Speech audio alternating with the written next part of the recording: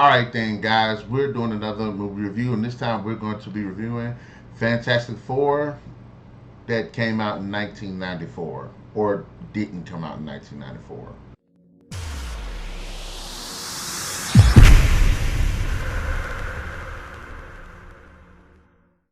Alright, The Fantastic Four is a 1994 unreleased superhero film directed by Oley Sassone, starring Alex Hyde-White, Rebecca Staab, I don't know what that's, Jay Underwood, Michael Bailey Smith, Cat Green, and Joseph Culp.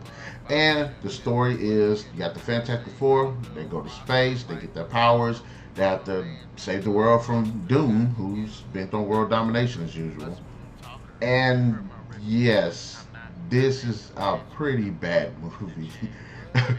What do you expect from the 90s? I expect a lot from the freaking 90s.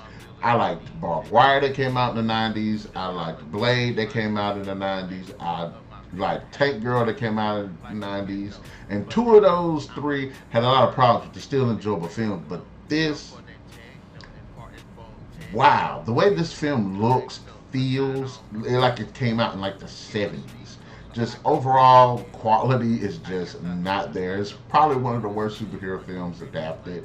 Yes, it has a bit of heart, and there is a lot of camp to it, and it does feel like it harkens back to the comic books, but it's still overall terrible movie. I didn't mind the actors that played the roles. I thought they were okay, but no, nah, I don't want to lie to you guys. It was pretty bad. The acting was bad. The writing was bad. The action sequences were bad. The costume designs, even though they looked like the comics, looked pretty bad.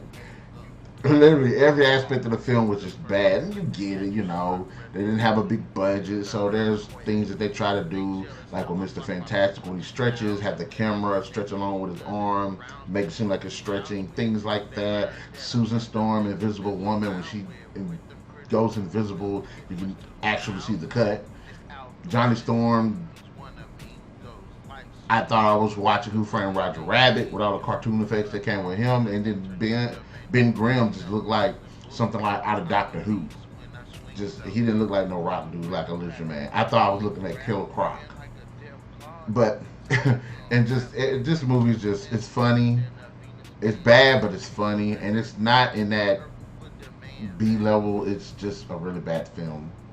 But I will say, for those who are curious to see what they tried to do with this movie, or didn't try because it was unreleased, but of course it's on the internet, so you're gonna find it. And my friend ended up showing it to me a while back, and I was so shocked at how bad this movie was.